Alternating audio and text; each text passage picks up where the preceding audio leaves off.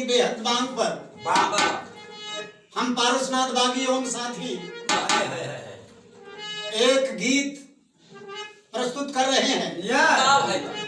अगर यह गीत अच्छा लगे तो आप लोग लाइक कीजिएगा, सब्सक्राइब कीजिएगा। यह गीत राज यश म्यूजिक सेंटर से भेज रहे हैं। हमें है बेहद खुशी है कि यह गीत आप लोगों को पसंद आएगा। अरे काशी रंग दो, मथुरा रंग दो, अरे रंग दो बारी सलामा, चुनरिया मिला गल बाहो मोरा,